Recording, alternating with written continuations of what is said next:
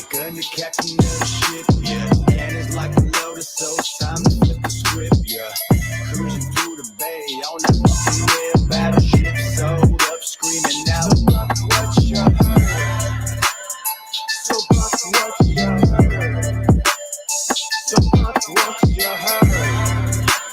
So Buc what you heard. All right, welcome back to Buc What You Heard. My name is Gene. You can reach me at Buc What You Heard. And I'm joined by my co-host, Christina. How you doing tonight? Good. How are you doing? Good. That was so weird. I think they're ghosting the machine or something. Yeah. Well, we got that fixed. We're all good now. So how have you been? How's everything going?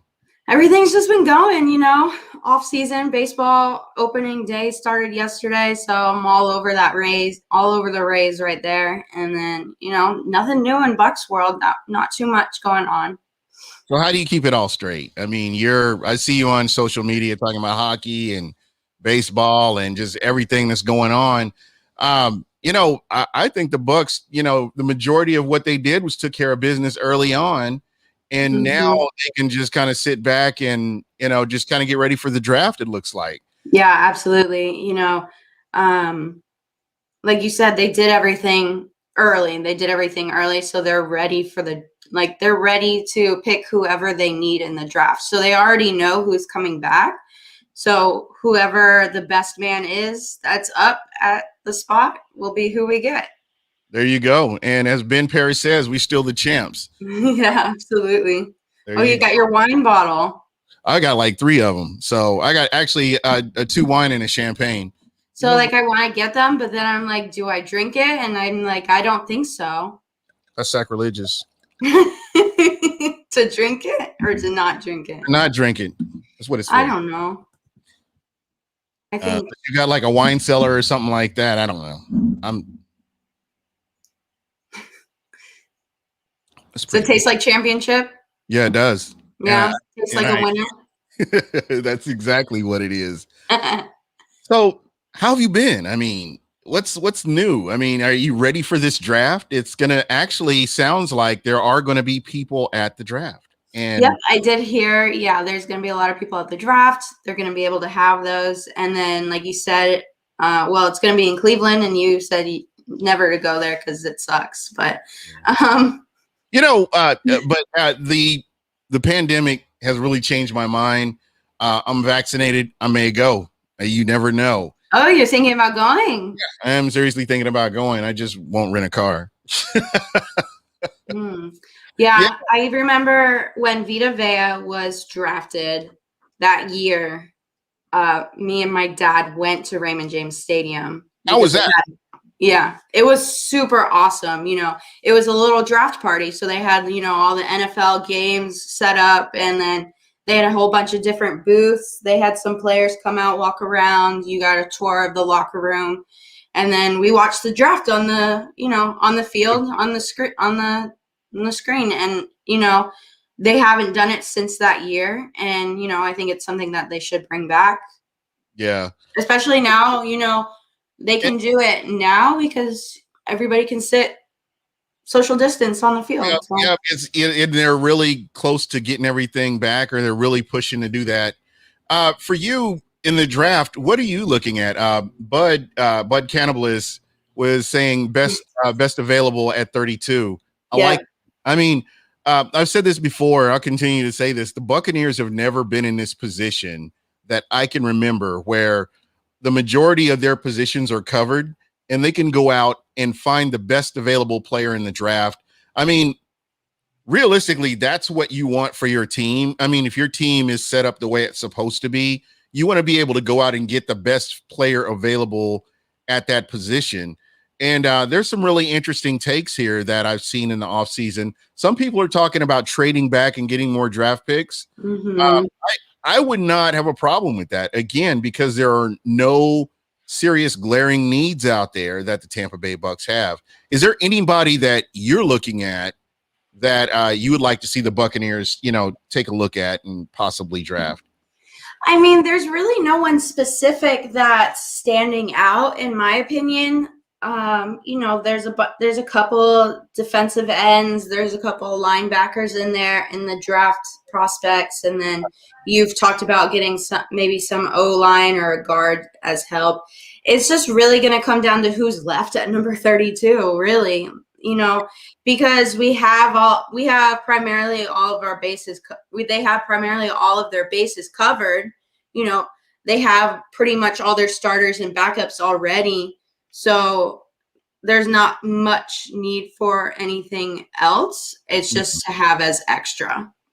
Yeah, that's the whole thing. I mean, if you can draft somebody and they can compete to get playing time, that just makes your team better. Right. I like the fact that the Bucs are in a position right now where whoever they bring in, it's going to only strengthen this team. Kind of looking over the roster. I love looking over the roster now, just, based on how it is. Interesting question. Tim Marler, I am going to get your question about AB and what I think about that.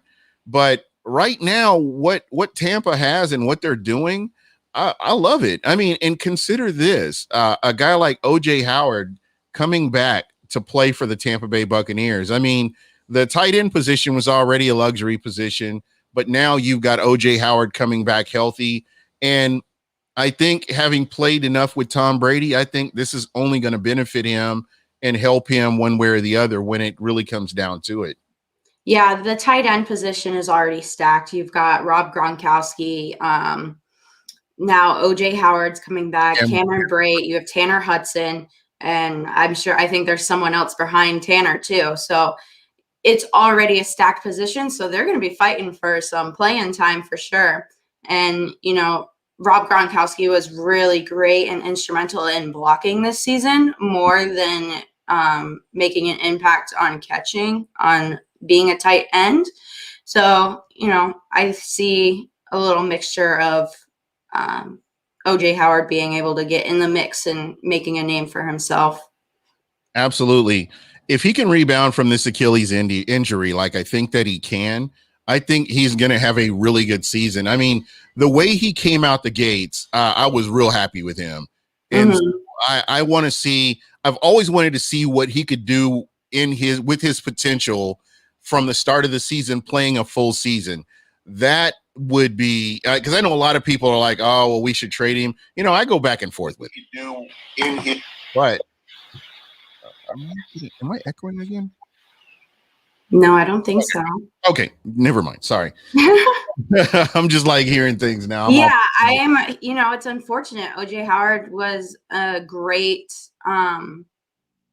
He's a great pick, from our draft. Unfortunately, we haven't been able to see him play to his full ability because he has been extremely injured over, every season. He's injury prone.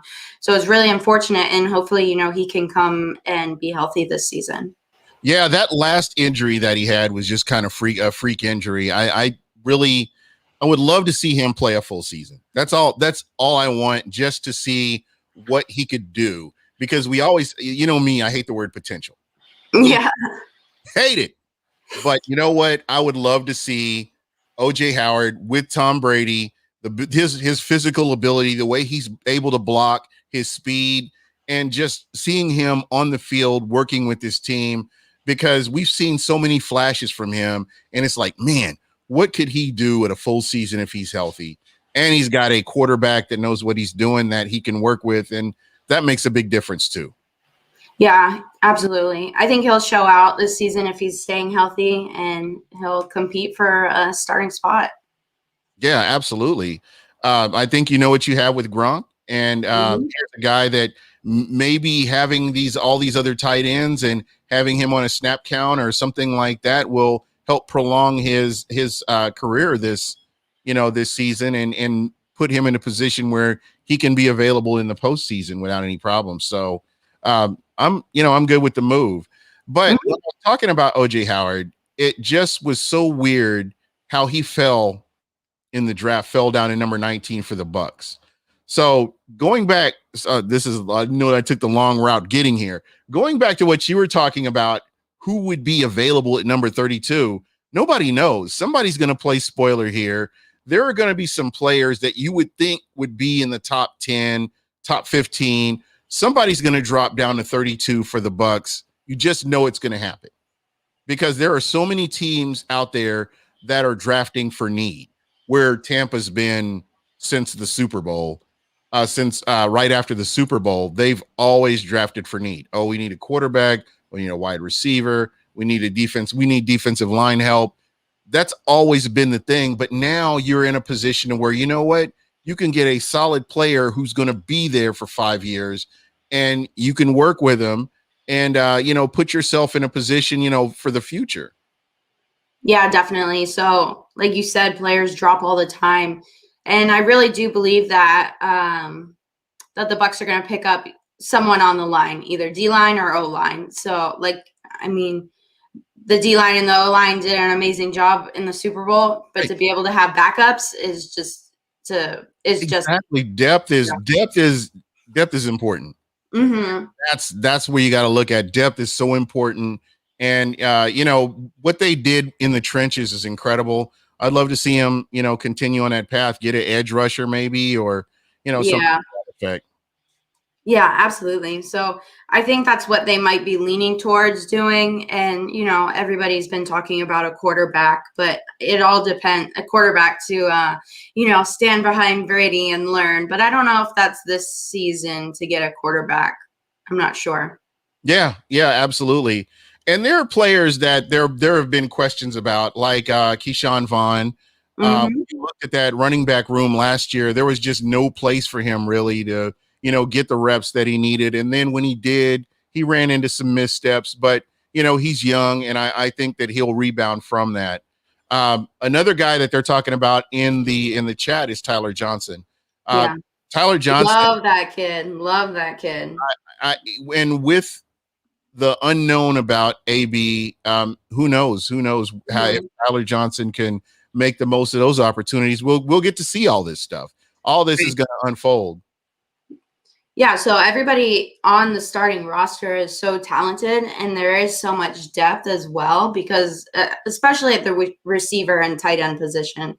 So it's, the next man up. If the starter isn't playing well, and, whoever's behind him got the hot hand, then we're able to do that. Whereas many teams have just one number one wide receiver, and that's it. And that's all they have. And if he's not hot, then they lose, or they have one running back. Like we saw that with the Seahawks and DK Metcalf. As soon as they shut down DK Metcalf, mm-hmm. That's over half of your offense right there. Right. And when you can take him out of the game and you force your quarterback to go to other options, that's just it's crazy. But when you think about it, last year we had 3 number 1 wide receivers, 3 guys that would have started on a lot of the teams in the NFL. Mm-hmm. I know I've been hearing a lot of people talking about Mike Evans, but Mike Evans is Mike Evans. You can say whatever you want to about him, but at the end of the day, if Mike Evans ended up going to any of the other 31 teams in the NFL, fans would be excited about it. Oh, so, absolutely. If any one of people wanted I believe it was the Cleveland Browns that really wanted Chris Godwin really bad. Yes. Yeah. So, any team on social media about Cleveland and Godwin. Yeah. Any team would be happy to have, Mike Evans, Chris Godwin, or Antonio Brown. And, Antonio Brown hasn't been signed back yet. He could be talking with other teams. It's unknown right now what his status is. I thought we were going to hear something this week, but it's week by week, we just have to wait. You know what? You've got the majority of your players signed. Fans don't have anything to do now but argue about who the Bucs are going to get at 32. Right. Yeah. This is the time you're enjoying the ride right here. Absolutely. I can sit back, relax. Levante David's back. Chris Godwin's back. I don't have to worry about anything. Yeah. And that's what I'm saying. The mm-hmm. Bucs are going to make some moves. Don't, Michael Pless always says, shout out to Michael Pless if you're still listening, man. We always say the roster is fluid all the way through. I would say through the first 5 games of the season, the roster's fluid. Absolutely. We've seen moves made. at just about any place in between now and then. So don't think that the Bucs are done with any of this. I think there will be some other interesting moves that will be made. But right now they're shooting for going to the Super Bowl in Yeah. Los Angeles. Yeah, absolutely. When Tom Brady was originally signed about a year ago, everybody was like, Super Bowl, we're going to the Super Bowl. And I was hesitant I was very because of the PTSD that the Buccaneers have. I was And like, I was like, I don't know if Brady is the answer. He's very good, and I had my doubts. And then, they were kind of all right, rocky in the beginning.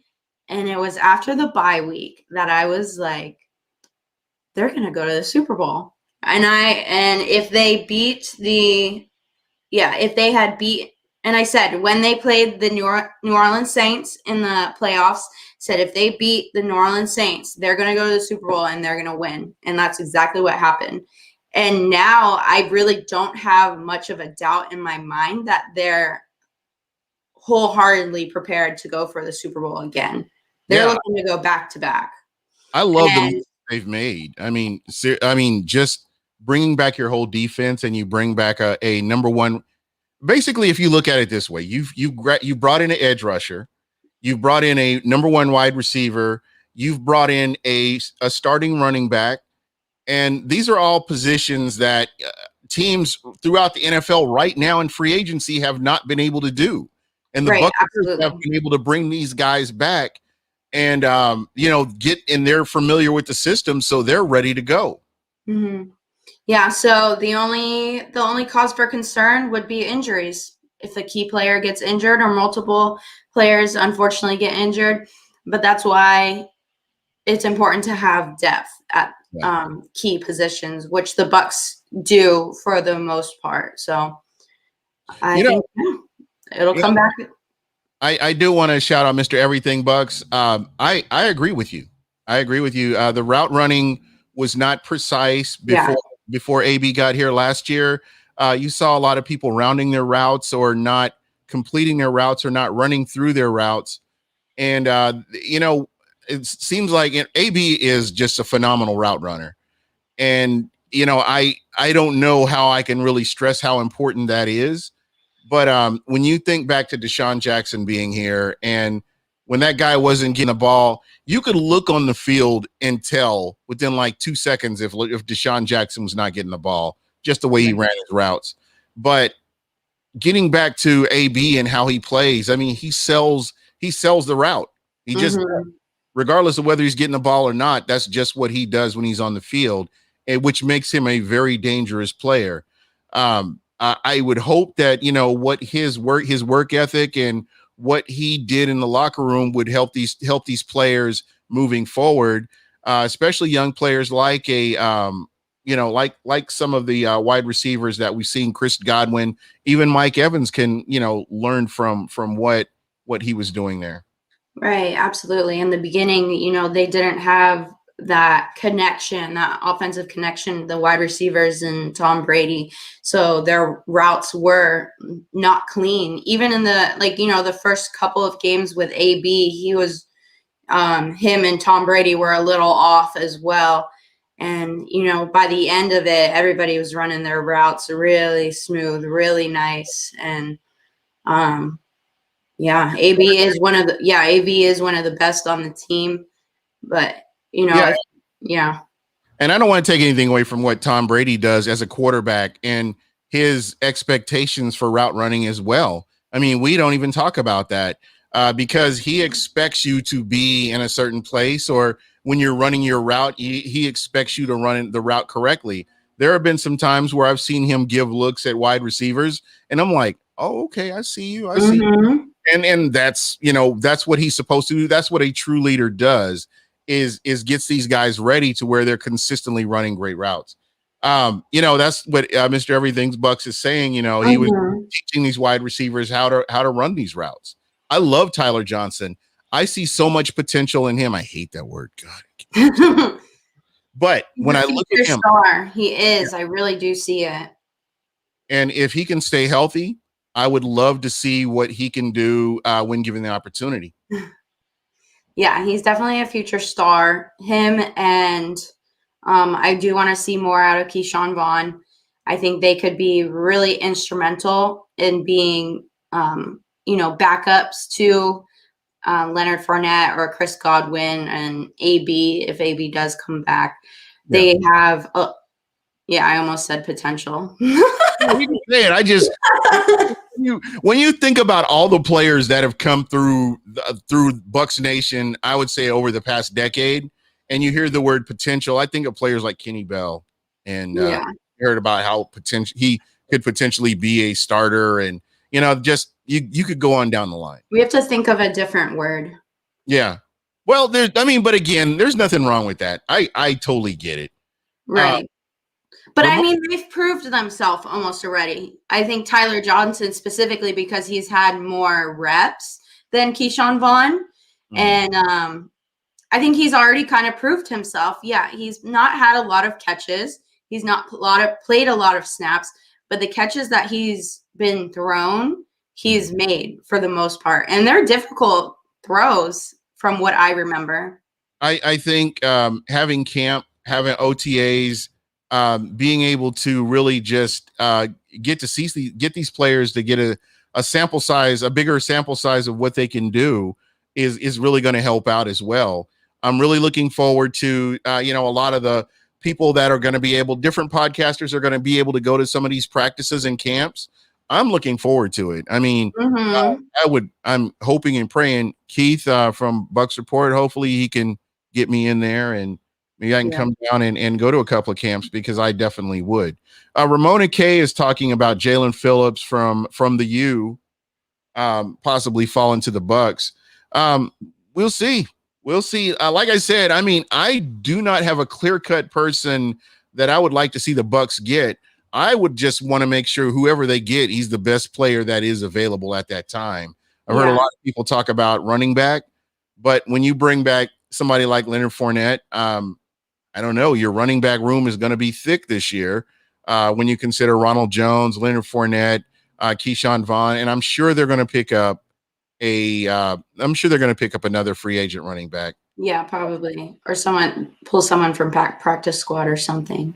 Yeah, so we're going to see some things. And again, this is what makes being a Bucs fan this year so great is because you can sit back and enjoy the ride. Mm-hmm. I mean, you've got pretty much everything in place. Now you're getting players that you can bring in and get those guys going and integrate them into this offense and defense and just do, you can just do wonders with that. Yeah, absolutely. And Jason Light had a press conference this week. I watched a little bit of it, and that's exactly what he said. They're going to pick whoever's the best on the board at number 32. And then he also made a comment. He said it's not going to be a kicker and laughed. So I was dying when I heard that. You know what? He's got a Super Bowl, so he can be forgiven. Yeah, we forgive all the people that were mad. I was mad about the move because you know what? If the kicker had panned out, he looked like a genius. Yeah, absolutely.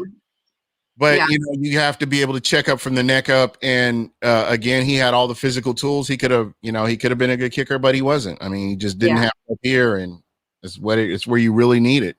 Yeah, especially for a kicker, you got to have that confidence. Like our guy Ryan Suckup, right? Yeah, he's got it all.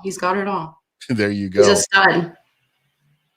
So, have you been keeping track of anything that's going on in the NFC South? I mean, as far as what other teams are doing.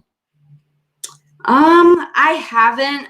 I know. I mean, a couple of weeks ago, the Saints really just got rid of everybody. But other than that, they've been kind of quiet now. And I really haven't heard anything from the NFC South. Other than crying and whining. Yeah, just a lot of crying by fans. A lot of teams that we're not real champions. That's pretty much it. Yeah. Yeah, but I mean, have you heard anything at all about any moves? Not really. I think the salary cap, the salary cap has hurt a lot of people. I've seen teams like Buffalo making moves, San Francisco's making moves. I saw they made a couple moves. And Again, I don't know. I don't know what what they're going to do. What some of these other teams are going to do. I think when you look at like the Atlanta's in pretty much rebuild mode. Yeah, Uh, absolutely. uh, Carolina has not really addressed free agency, has not addressed players in free agency. Yeah, I was gonna say I don't think I've heard anything from Carolina at all. Matt Rule is all about the draft and getting his players and bringing his players in. And I know that there's going to be a bumpy road in the beginning for Panther fans, but if they can get a good quarterback, I really like what they have, and I think that they can really build off of that. Right, absolutely. If they do bring in a good quarterback to compete for a starting position, yeah, it would be pretty good. And yeah, other than that, I think the Bucs have one free agency so far. Yeah, well, again, as you got to translate it to the regular season, which they did last year. Mm-hmm. How would you compare? How would you compare these two off seasons, last year's off season to this year's off season? What do you think? I mean, last year's offseason was epic because, you got Tom Brady and Yeah. the whole world was talking about it. Nobody really talks about the Buccaneers very much in national news. So national news, ESPN, SportsCenter, Fox, blah, blah, blah, they were all focused on the Bucs being the biggest and the best because, you got Tom Brady. And, you bring in Leonard Fournette, and then McCoy comes in. Who else was signed? And then, AB was later on. But you bring in all of these little pieces, and I think it's a bigger impact this year to be able to bring back all 22 starters from a Super Bowl championship team. That has never been done in the history of the NFL. This offseason, impressive. Yeah, this offseason is much more impressive. Not to say like last year's offseason wasn't impressive, but this year is first place. Last year was second place. So I mean, yeah, and let's take Gronk and Tom Brady. Oh, right, Gronk was another one. Yeah, but when you look at what the Bucs have had to do, where you're bringing in a number one wide receiver, and you're re-signing a number one wide receiver, you're bringing in an edge rusher who a lot of teams had mentioned that they were going to go after him if the opportunity came about. So just what the Bucs have done has just been nothing short of amazing. Absolutely, yeah. Yeah, it's basically impossible. But the thing is, these players, they want to win championships. They believe in this team, so they're willing to take less money or restructure their contract, which I like in a player. I like to see that commitment to a team, especially since it's my team, the Buccaneers. So, I mean, I like to see it when other players do it on their teams as well, but it's just even more special now that, certain players like Levante David and Mike Evans and William Golston have played for the team for so long and suffered through so much when they could have gone to different teams and maybe gotten some more money or, maybe get some more wins, but they stuck it out because they believed in this team. So, but the interesting thing, I'm glad you said that. There are so many players. I mean, I don't know. Do you remember? You probably wouldn't remember him. But Dexter Jackson, Dirty Jack, was the MVP for the Super Bowl when the Bucs won the last time. Right. Yeah. When you look at what he went to Cincinnati, and nothing transpired. Whatever was going on, it just didn't work out for him in Cincinnati. But he made a lot of money. Right. It's some players play for the money after they win the championship. They just want the money. Yeah, absolutely. And you're chasing that bag, as so to speak, is but ultimately, the way I see it, these are things that, there are certain players that just do. But I think that these players realize what you have here in Tampa. It's something very special.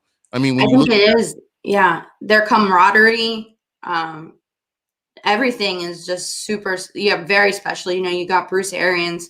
He just got a tattoo on his back, a Super Bowl tattoo, and I don't think he has any other tattoos, so that's pretty cool.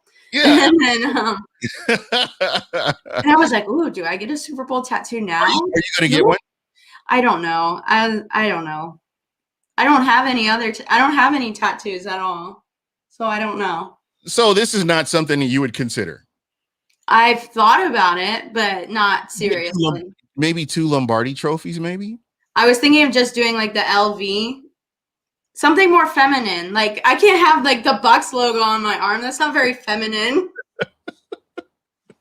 Maybe the pirate ship or something. Yeah, a whole pirate ship on my back. Okay, guys, if you're listening, if you're watching, help me pick out a tattoo for Christina.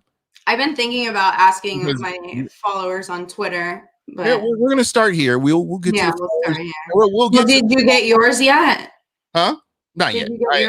I haven't decided which ones what I'm gonna get. Because I have a pirate ship and I have a flag. Right, yeah. I know you have that, but I didn't know if you were going to get a Super Bowl tattoo. Yeah, I actually am, but I just am not sure what I want to do. I don't want to get the cliche Lombardi trophies or, I want something that's a little bit more unique. And, it's like people buy expensive art for their houses and they hang it on their walls where nobody can see it. I wear my art with me. I've got an amazing tattoo artist that shout out to Melissa Zimmer. That's who I roll with. So eventually I'm going to come up with something, but I'm going to take my time. I am going to eventually get one. But again, in the chat, hit us up in the chat. What you think? What kind of tattoo should Christina get? Yeah. So, Bruce Arians got a tattoo. I wouldn't be surprised. Jason Light, it would be cool to see him get a Super Bowl tattoo as well. And, Brady pranked everyone on Twitter and Instagram. Did you see? Yeah. He put a fake tattoo on his leg of Bruce Arians when he was sitting on the boat with a beer. If y'all haven't seen that, go ahead and go on Twitter or Instagram, look at that. And then Shaq Barrett did a fake one on his arm of Tom Brady stumbling off the boat. So there's just a friendship on this team that you don't see from a lot of teams. This is a very special team because nobody expected them to do anything, and what they've been able to accomplish is incredible. Somebody had mentioned you could get the Winfield Deuces. No, it's not very feminine. Let's see.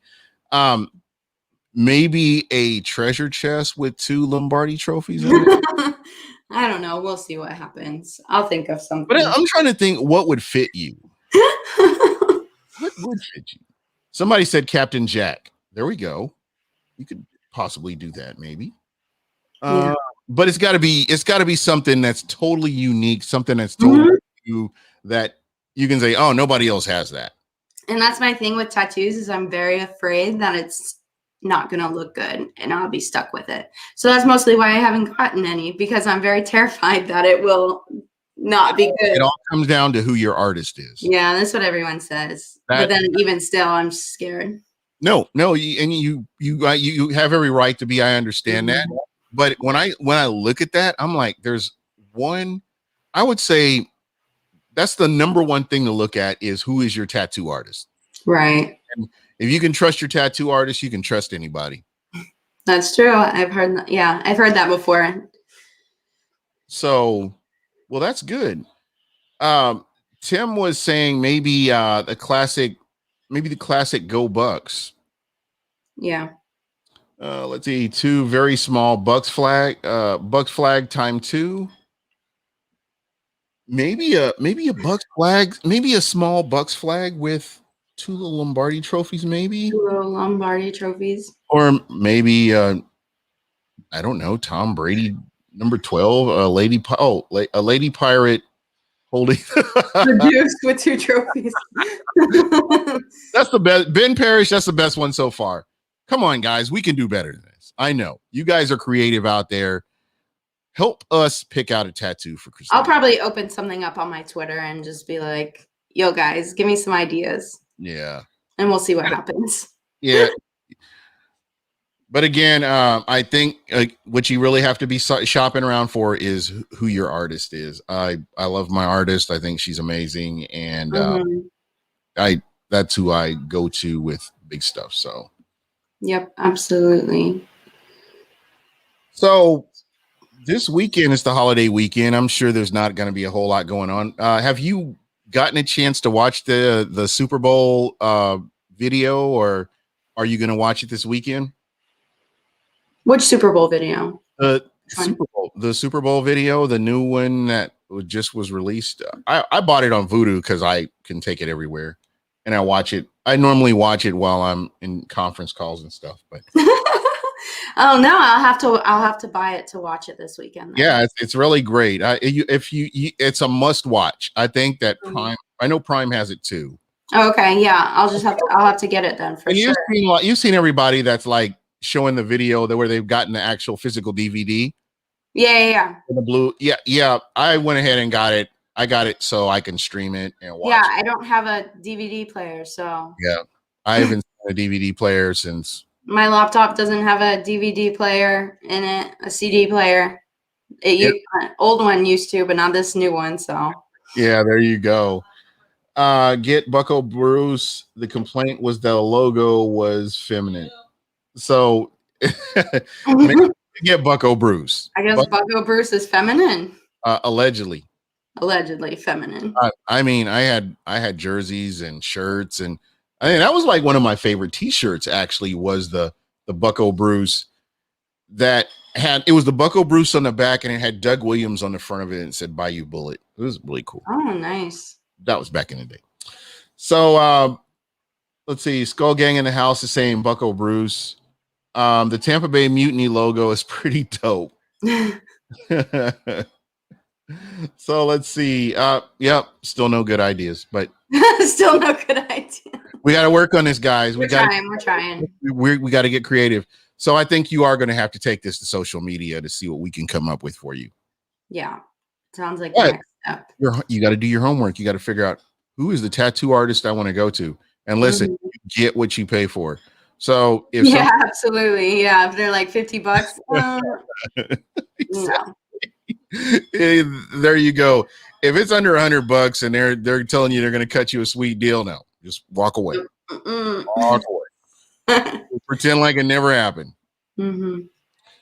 So what I've been thinking, and I want to put this out here to the crowd. We've been doing the 60-second SmackDown forever, but I've come up with some other ideas that I think I want to try, and just kind of see how it all works. I've actually I've come up with some things, and well, I guess we can talk offline, but I do want to kind of switch things up. The off season's cool because to me, like, NFL has off season where you can try new plays, do new things, and we're gonna try to, me and Christina are working together. We're gonna try to get some new segments in here, and if you guys have ideas, let me know. I would love to hear from you. And you know what? We probably need to do this. I mean, we've been listening to the chat here, but maybe we should open up the phone lines. What do you think?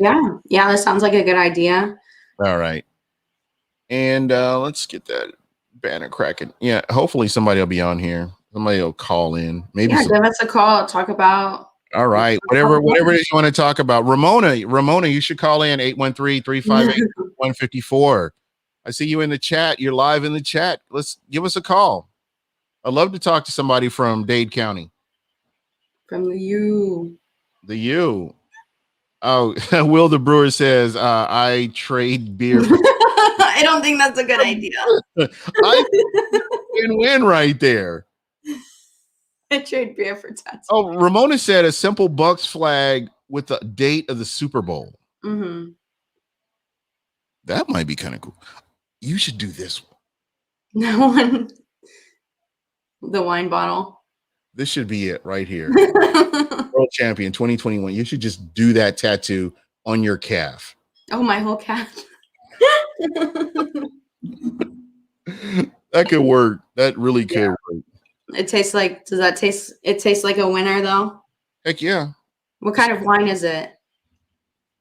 Actually, I think this is a Sauvignon. Oh, okay. Cabernet Sauvignon. Yeah, I'm probably gonna get the champagne. The champagne is amazing, though. I'm scared to open that bottle up because it looks so beautiful. It is beautiful. I think I might just keep it. unopened. Yeah, or maybe you should get one and keep it and do the other one for, whatever. I don't know. I don't know. Anyway, give us a call, 813-358-8154. Ramona, go ahead and give us a call. Appreciate it. You'd love to hear from you. I'm saying call number no longer in service. Buc Skull Gang, you said that last week. And then we had people calling in. Anyway. I tell you what, DM me your number, Buc Skull Gang, and let me call you. Maybe. Sort of. It could happen. I don't know.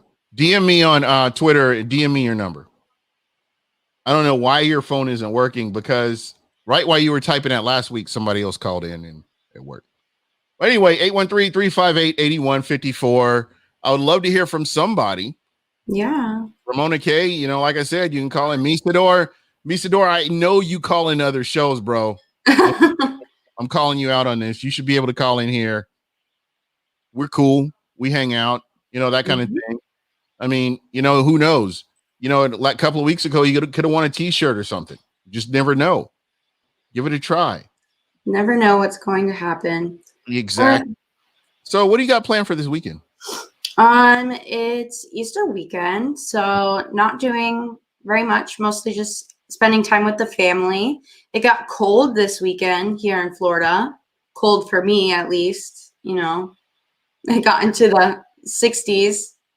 I'm a heathen, so I don't know. I don't. It's cool. I mean, it's cool this time of the year and stuff.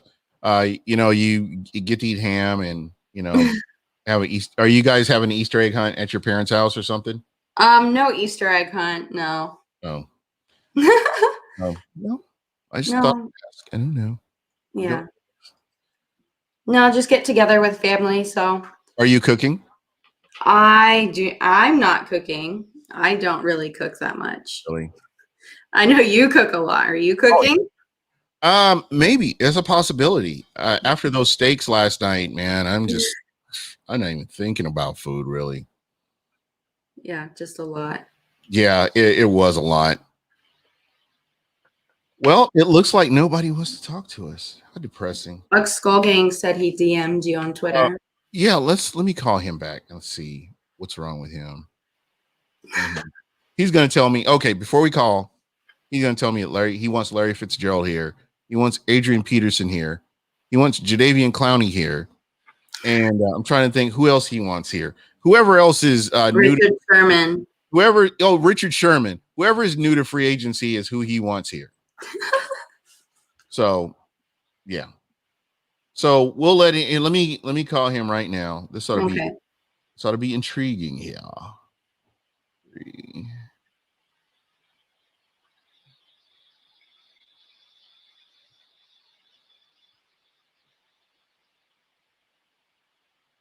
So let's see if we can get through to him. Hello? Yeah, can I speak with Gulks? Is this Buc Skull Gang?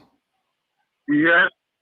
There's nothing wrong with the phone. This is the phone number right here, bro. I'm calling you from it.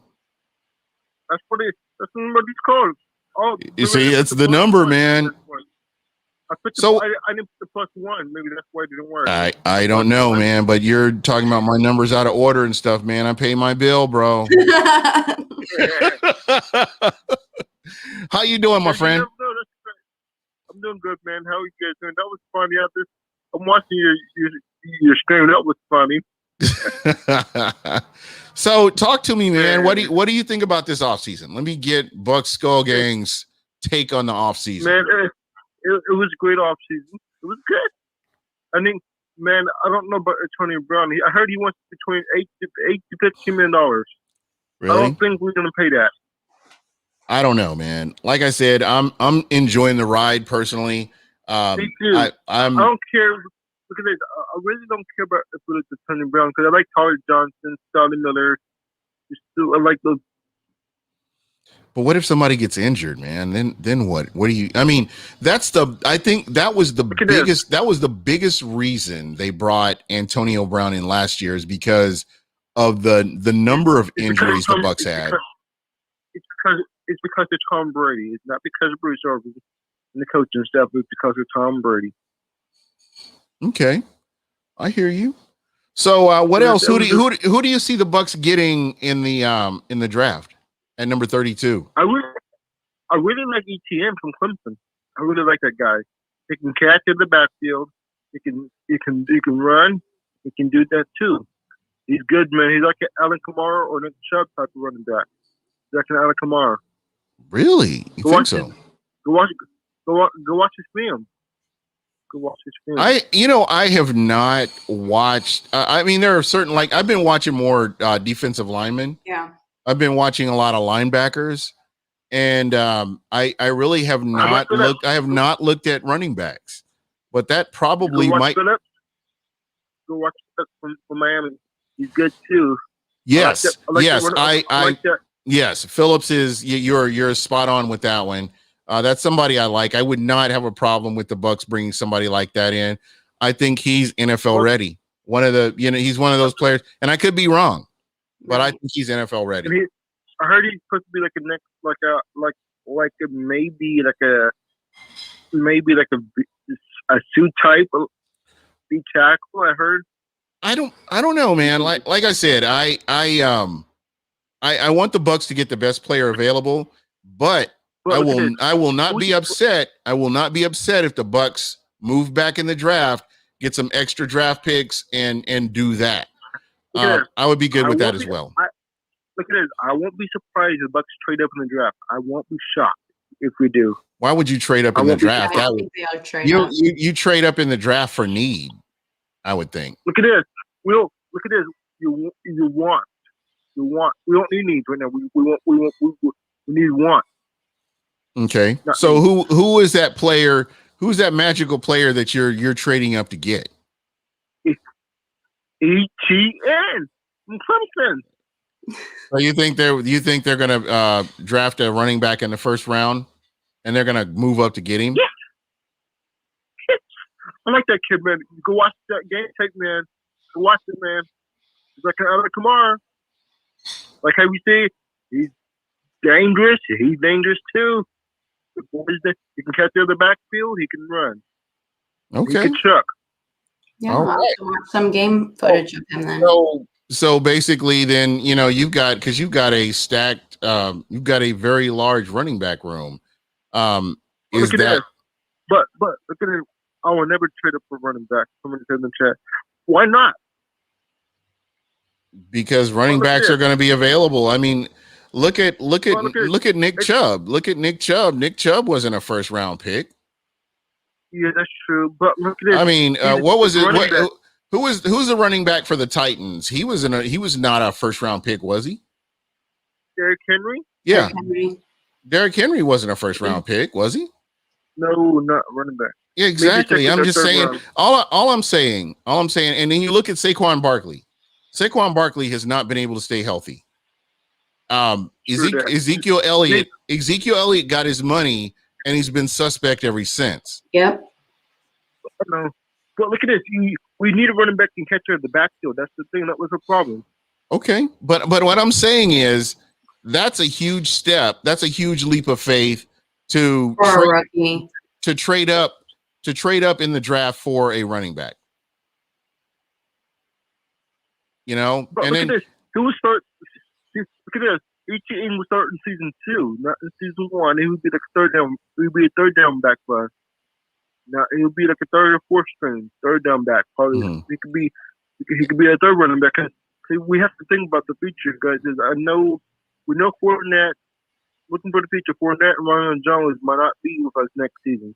Not this season, but the following season. I don't expect either one of them to be back next season. To be very honest, I'd be shocked if they did.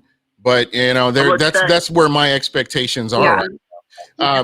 But between free agency and the draft, I think that you can take care of that running back position. Again, that comes back to talent evaluation and how good are your talent evaluators. How about this? We don't draft a running back. Would you prefer have a veteran running back can catch out the backfield? Yeah, that's always. I mean, at the end of the day, my friend, this is what you got to look at. It's when you get a player. Is this player going to put this team in a position to win? How about this? Would you pick up like an Anderson Peterson for $500K, $1 million type of deal? I don't know. When you look at what Shady did when Shady was here, Shady was not productive. If a player can be productive on this team and help this team win, I'm good with the move. I'm good with the move. But look at, Shout out to KB, my man Kim Barrett out there in the chat, man. I appreciate you, brother. Well, look at this. No, how about the players don't? The players want to come here. You should bring them in, like an Anderson Peterson. He wants to come here. Bro, you've brought up Jadavian Clowney. You brought up Sherman. Who did Sherman sign with? I was just that was supposed to be a joke. Yeah. Okay. That was from April Fools from yesterday. Oh, I got you. Hey guys, what you thoughts about the Julian Edelman trade to the Buccaneers yesterday? What was your thoughts on the April Fool's joke? Did you hear about that April Fool's joke about Julian Edelman to the Buccaneers? Listen, when on April 1st, I get off social media. Nobody's getting me. Yeah, I was got a couple of times, and I was like, okay, nothing today is true. Absolutely nothing is true today. Yep. Mm-hmm. So it's going to be interesting to see. Everybody's writing off Rojo right now.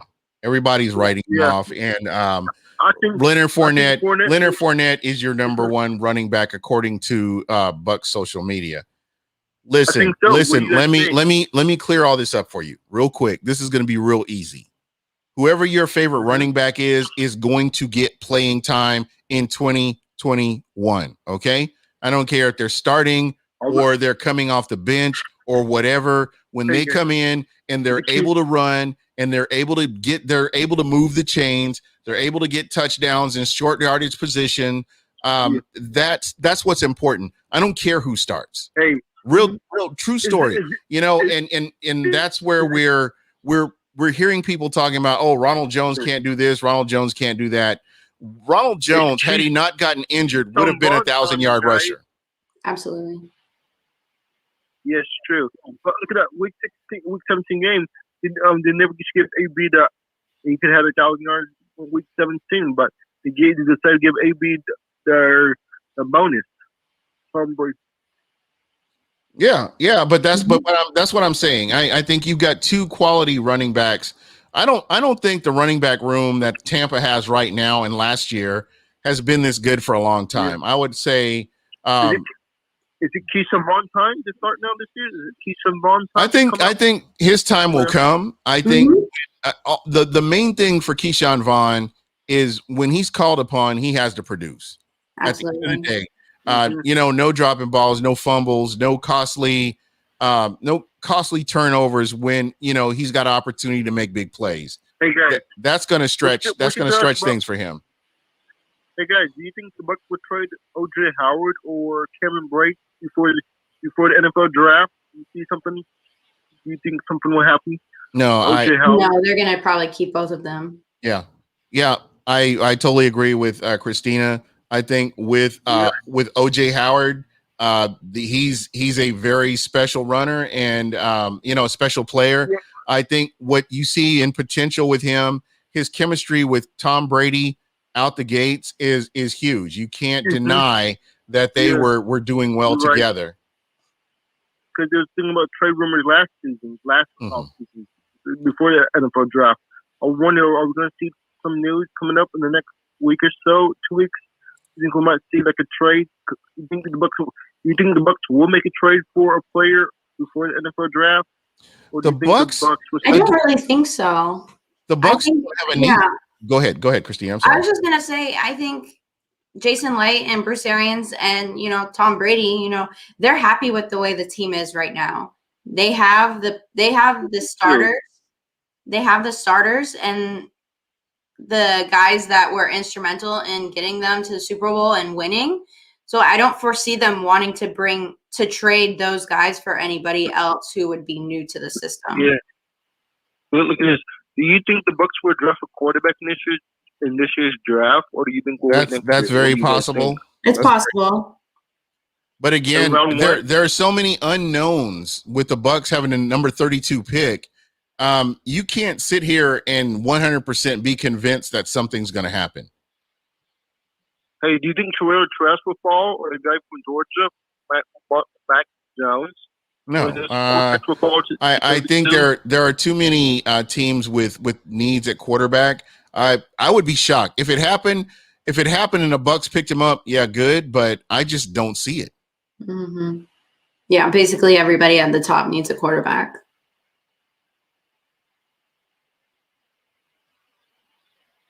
So you still there, buddy? Oh, did you hang up on him? No, I wasn't. I think we lost him. Okay, at 32, it's either going to be Christian Barmore. I love Christian Barmore.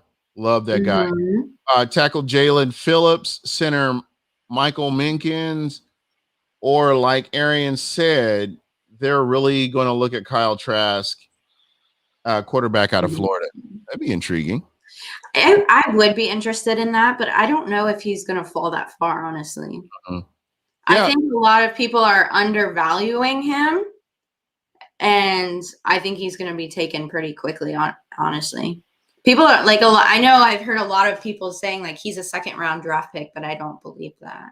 Yeah, most he definitely. Does fall to 32. I would be interested in the Bucs picking him up, though. My man, KB, what's happening, my friend? What's up, Gene? Hi, Christina. Hey, KB. How's life, man? How are y'all doing tonight? Great, man. You know, just walking on a treadmill, talking to my boy, talking to my co-host that's not really my co-host, but we co-host the same co-host team show.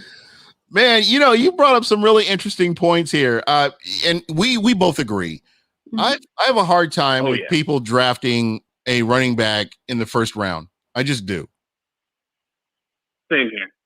I mean, I think if you think about it, next year might be the better year to do it, because this year the roster is in place. You know, you don't really need that running back next year. Right. When you have the laundry list of free agents, you know, you maybe push the cap kind of like Saints-like, you know, even more so than and the cap goes back now. And the cap goes back up next year, right? Exactly. Yep, it's going to go up at least $20 million from what people project. Wow. That is crazy. It is. I really don't understand. We're going to be around $200 million. That's just unbelievable that's where we are. So, you know, when you look at what the Bucs have done with the cap that they've had to work with and the players all buying in to get back to the Super Bowl, man, it's just exciting to see that. Oh, and it's fantastic. And I don't think it's done yet either. Like I said in the chat, I think Ryan Jensen's going to get a 2-year deal. That'd be my bold prediction of what we're going to hear in the next, you know, couple weeks, you know, either before the draft or right after the draft, you know, once the second wave of free agency hits. Yeah. So that way there's going to be more money out there, you know, whether it's AD, whether if it's, you know, a veteran receiver. I think I'm with you. I think you need just that 1 year, you know, wide receiver injury insurance right now. Get someone who's just, you know, all well-rounded. Maybe he can give you some special team snaps, you know, maybe return game, like that just keeps people healthy and keeps, like, you know, Scotty and Tyler, you know, developing, because that's really what we need. Is so those guys another year under the belt. I want to ask you, what do you think about the possibility of Larry Fitzgerald? I haven't really like been a fan of it, but every time I'm wrong, I'm glad I'm wrong, because I'm pleasantly surprised that I'm wrong and it worked out good. What do you think about Larry Fitzgerald coming to? I just kind of can't. Like AD last year. Yeah. I would say, it's like AD last year. It's like a plan B. You know, if AD wants to go and sign somewhere else, fantastic. You know, I think Larry could come in. I don't think he'd start, which I think might even be a good thing, because we saw last year Scotty Miller was the most effective receiver in terms of, you know, big play game. Because they couldn't game plan against him. Yeah, they're like, who is this guy? He couldn't even get on the field. He couldn't even get on the field, though, because there's AD there. And so, you know, maybe that helps, you know, him get in there. And I think Larry is an injury insurance for obviously Chris Godwin, because that's the role he would play. Yeah. But if anything happened to Mike, though, you know, Godwin can slide out. Fitz can come in. I mean, are they the same player in terms of talent? No. I'm just going to come right out and say it. Of course not. But if you're going to sign a guy for $3-4 million, you know, and he's got nice, Eric knows if he comes here what his role is. Right.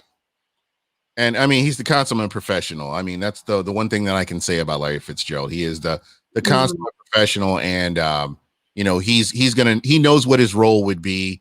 I wouldn't see him being a disruption to this team. No. But ultimately, I would love to see a little bit more. Somebody mentioned Tyler Johnson's speed, but I thought that Tyler Johnson was a decent route runner from what I saw from him. I'd like to see a little bit more out of him, and you know, potentially see what he can do. I think we're fortunate that we're going to see preseason and OTAs and in camp, and you know, just all the things that we missed last year. I think this will give us a better opportunity to get an idea of what we have with the Tyler Johnson. And not only that, Keyshawn Vaughn too. Yeah, I mean, absolutely. He got limited snaps last year. He flashed. You know, I think he looked like, you know, baby Rojo. You know, hands might not be the greatest, but explosive through the hole. He had a couple really, you know, unfortunate fumbles, like the one that pops up is the Bears game, where he basically gets upended and right before his elbow hits the ground, the ball comes out. Like, he just had a really unfortunate year. And, you know, he started the year off with COVID, like himself, and then no off season to prepare. Like, it's tough sledding for all rookies last year. Yeah, it was. A lot of rookies didn't even make that much impact. So, you know, at that point, talented. it's like almost like a do-over, because when you look at how talented the running back room, the tight end room, the wide receiver room were, I mean, it was so much, it was hard. There's only so many balls to go around. And I think that these guys are going to get opportunities to do something or show what they can do. That's the beauty of Bruce Arians having all these coaches, having all these different camps going on at the same time when training camp starts, because you get a better opportunity of what players can do. And I think that gets missed a lot of times. And the fact that we didn't have that last year, you really didn't get a good idea of what you had. But I think it was good for the rookies and first-year players, or rookies and second-year players, because it gave them a chance to play with Tom Brady. And I think you build some sort of chemistry, and that just helps with the rotation as you're going into the season. Oh, 100%. And while we're on the running back position, if, let's say hypothetically the Bucs drafted a running back at 32, let's say they do it, where is he going to play? You know, exactly. We saw Fournette, you know, he wasn't the greatest the last year, right? But he's the guy who was the, you know, the finisher. He was the 4-minute offense guy, and he was the third down back. Right. Rojo, I said in the chat, I think if he's healthy, he's a 1,200-yard rusher easily. Yeah, absolutely.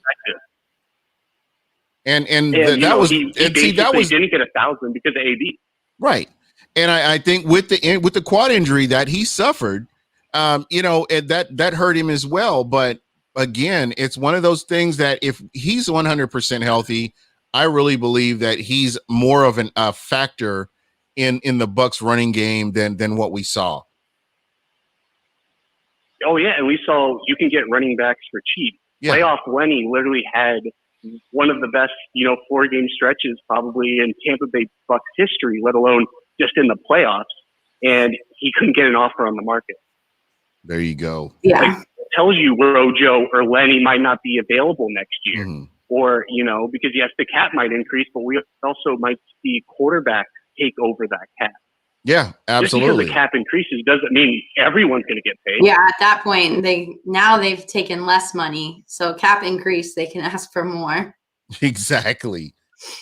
Kevin Stewart says, I saw bad snaps. Brady had a weird shotgun stance early on in the season, even a bad snap in the Super Bowl. That's he was talking about, wasn't the center position a problem off and on all season? I didn't think so. I mean, Jensen, is he perfect? No, but I think he's what our offense needs. Yeah, we absolutely. Need that asshole. We need that guy who you do everyone up. You know, and I think, and I really believe that's what Tampa has been missing for a long time. Because 100%. Who was the last guy in the? I mean, we had Donald Penn. That guy. Yep, I would say like Donald Penn. Donald Penn isn't even as big an asshole as Jensen.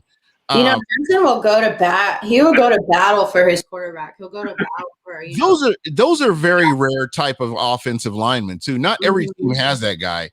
I thought that J.R. Sweezy was going to be that dude, but again, with the injuries, never played. That was the only issue. Yeah. Yeah, and Brady talks so highly of Ryan Jensen and his whole entire offensive line. Everybody, even all the way down to Donovan Smith when he wasn't doing that great. But I mean, they all showed out and they protected Brady at the most important game. So I'm all in on Jensen because he can make a mean brisket. I'm all in for Jensen, fiery redhead. I think he's also the perfect age. Like he's right around that 30 mark. You can get him for those 2 years, tie him to Brady, and then you can move on from the position, like or whatever. He might be 34 at that time, but right now he's pretty prime. Like he was a top 3 or 4 center. I don't know if you follow Brandon Thorne, but Brandon Thorne, in terms of the Twitter community, is a guy who watches only trench play. Right. He's very respected, and he had Ryan Jensen as his All-Pro #1 center of last year. He had Ali Marpet as the #2 left guard, and then Tristan Wirfs is the #1 right tackle. And I think if all of us fans, Bucs-wise, like we agree with that analysis. So I don't think Jensen, he might have a couple snaps, throughout the season, but so does every center. Yeah. I'd rather have a good blocker and someone who's going to do all the intangible things and worry about, 2 or 3 snaps over a 20-game schedule. Yeah. So, that's a great point. So for you, right now, when you've looked at what the Bucs offensive line has done, and I know that that's your specialty right there, how would you grade the Bucs offensive line right now with the talent that they had based on how they played in 2020? How would you, on a scale of A to F, how would you grade them? F. I'd do an A-. I mean, they're not perfect run blockers, but I think in terms of, we even saw it with Jameis, they were pretty decent pass blockers even in 2019. 2020, obviously, Brady's a little bit different, lessens the sack totals in general. But, when the Bucs were closing out games for, that wide stretch before the 3 or 4 game losing streak, like they were doing fantastic. Like they were running the ball out of games, like Leonard Fournette, Rojo, like they were doing fine, but like, they give up a sack here and there. So, I mean, they're obviously not perfect. They're not. But I mean, what offensive line, what offense is though? There's no such thing really. Yeah. And then, and you can't pay all of them. The Bucs, are paying 3 offensive linemen over $10 million. Like, not many other teams are doing that. So they've invested in the position. We saw Alex Kappa develop, and then now you obviously have the stud in Tristan Wirfs, who I think is going to be here for the next 10, 12, 15 years. And Stenny is a guy that he's the most intriguing offensive lineman on that line. I wonder what he does. I would love to see him compete for a starting position because a lot of people are like, well, he only played like 3 or 4 games. Yeah, but he played 3 or 4 very important games. The most important games in the Bucs history. This guy did. They didn't call his name. And let's talk about who he guarded. He guarded Kenny Clark, yes, David Onyemata, Cameron Jordan, and Chris Jones. Yeah, those are some of the most elite tackles you can really go up against. Every offense or defensive line was targeting him. Yes. Every best player would be on him, and yet he held his own. Yeah, we didn't call his name. And when Bucs Twitter is not calling an offensive lineman's name, it's good. Damn good. It's good. If I'm not yelling at the TV about a certain player on offensive line holding, then it's a good day. It's a good day. How many penalties did he get in his run as a starter? I don't know. You'd have to look that up. I have to go look. Not many. Not many, because you didn't mention his name. I think ESPN keyed in on him because he was a starter, but they shut up after that. Mm-hmm. Yeah, because they're like, oh, they're gonna be weak. Injury replacement. Yeah. So yeah, I definitely foresee him from week 1 playing. Yeah, I foresee him fighting for a starting position. It'll be good to see. I think that's the position battle that I'm looking for. Wherever they put Aaron Stenny, yeah. wherever they put Stenny, that's the position battle I'm going to be watching right there. I think it's going to be super exciting. Well, and if Stenny learns center, whether it be the Bucs, let's say Stenny doesn't even play a snap this year, and let's say he cross trains as a center, I think that would be nice. I like that idea. He just raised. I like that idea. Oh yeah, every team in the league would want him. Yeah, and trust me, what he did in the playoffs and the Super Bowl, there are teams watching him right now that will be monitoring him throughout the season. So, the one thing that really I hate is that when your team does good, people are looking to pluck away. Just want that one and that one. Him. That's what was so nerve-wracking about this offseason was these teams were, offering players big money. The biggest two that was scary was Chris Godwin and Shaq Barrett. Because they could have easily gotten a huge payday. Yeah, they could have pulled the Brinks truck up to their house and hooked them up. Yeah. So, real quick, KB. Chris Godwin already signed his. Chris Godwin already before. Sorry about that. I was gonna say Chris Godwin already signed his franchise tag. He's playing next year. He didn't. No, what I'm saying is teams were looking though. Yeah. That's if they didn't sign the franchise tag, that would have been scary. I'm sure he got quote illegally tampered a lot this offseason. Oh heck yeah, he did. And it should be illegal. So, quick question. Christopher Cole was asking if Jalen Phillips falls at 32, do the Bucs pull the trigger? I mean, if I'm the GM, I would, but I don't think he's going at this point. I personally do not think he's going to be there. Right. He's just too good. Yeah, but I really do. There are too many teams with needs, and when you're as a Bucs fan, and we've all got that PTSD, we all know that when you have that need, you're going to do everything you can to get that player. That's my guy. I need to bring him in here to fix my team. That's what they're going to do. I just see him with a lot of raw. Almost did that last year. Yeah, absolutely, and with so much raw ability. I think he's so coachable. I mean, if there are any knocks on him, they're coachable. I mean, it's not like he doesn't have the physical tools to do it. Right. I like this being able to sit back and relax and not have to worry about a need, more of just picking who is the best. There you go. I don't think the Bucs are going to be trading up for anything other than quarterback, which I don't think they're going to do this year. I don't either. So, no, I don't see the need for it. Wait till after midnight. You can just drink a little bit, get your NFL draft game on. You can just relax. Take a little afternoon Thanksgiving nap. What's going to be really interesting and go to bed. Yeah, and I think that's where I'm going to be as far as the draft. I want to do something. I don't know if I'm going to be in Cleveland, or I know that the Buckaholics are doing something in Vegas, which sounds pretty exciting. So I don't know. Is the draft still in Vegas this year? No, it's going to be in Cleveland. Oh, okay. I really wanted to see it in Vegas because they were going to do the stage in the water and boats. That would have been really cool. Okay, so they're doing it the following year. That's right. Oh, okay. Maybe I'll go to that one. So when let's all go to Vegas. Yeah, so 2022. I don't know who's going to be. Let's see. You've got Sam Darnold's going to be available. And also, I really don't like what it's boring.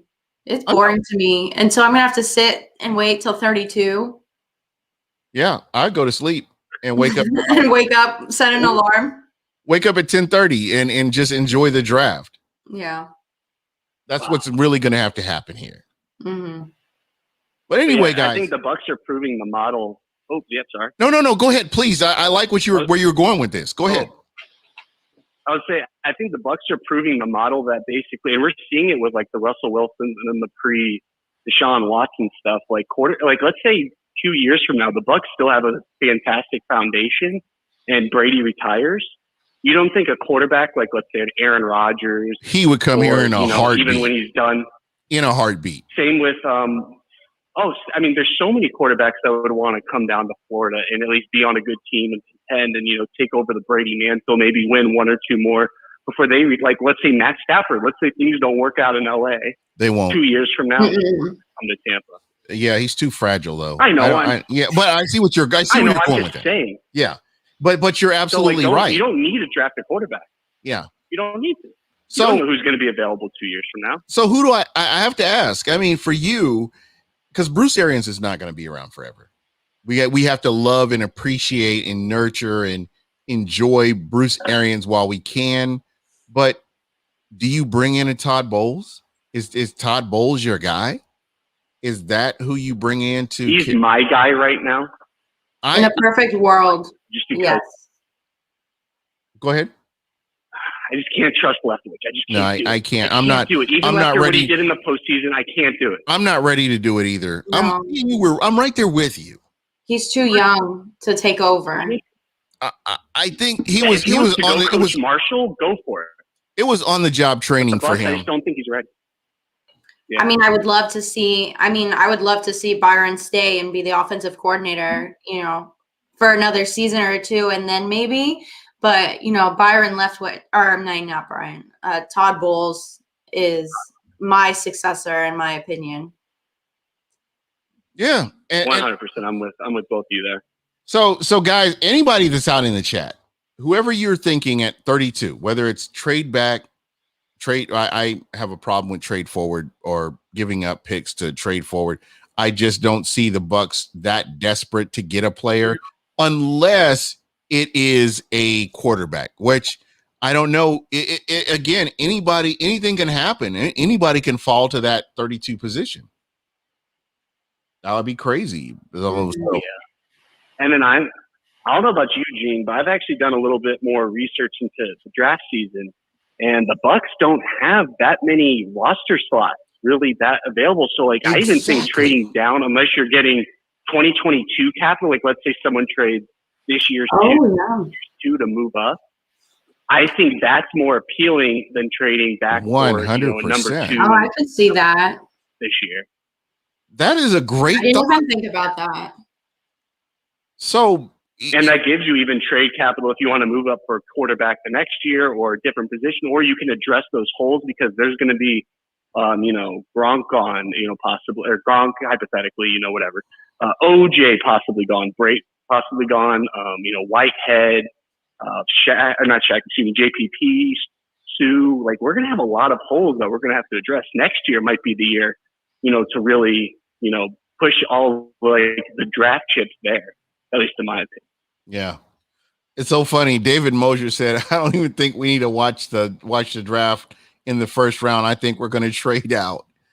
So if I sit there all the way to 32 and then Christine, all you got to do is set your alarm for maybe 10:35, maybe 10:40, and then just get up and you're all set. What is that going to look like at Raymond? What is that going to look like at Raymond James Stadium, though? Yeah, that would be weird. If you go to Raymond James Stadium, if they do that draft party and then they trade back, I'm like, oh, because they only do it for the first round. They only do the party for the first round. Doing a draft party this year? I think don't know. I'm going to tell you right now, with all the vaccinations that have been going on, everything is moving towards all people being able to come back and do all this stuff. I know in my heart of hearts, by the time we get to draft time, I think you're going to see a whole lot of people there. I think you will see draft parties. And shout out to Mr. Bucs Nation, my man. Get at me, my friend, because I do have to get you on the show again. But just getting back to all this, I mean, I'm excited. I mean, this is a really exciting year. The Bucs are champions. I'm drinking championship wine. Holding my replica championship Lombardi jersey or trophy. A little tiny one. Yeah, a little teeny. I need one. Where did you get that? We'll talk offline. I'll get you straight. Ooh. No, but Gene, you better include me in that chat. Yeah, I got you covered, bro. No. But again, this is an exciting time right now. We don't know what's going to happen with the draft. We've seen what the 49ers have done. We've seen what the Eagles have done. Just putting themselves in a position to get players that they need. The Bucs have been here. The Bucs aren't here now, and it's just so foreign to me that we can look at the draft and you're like, well, we don't need that position. And don't need him. Exactly.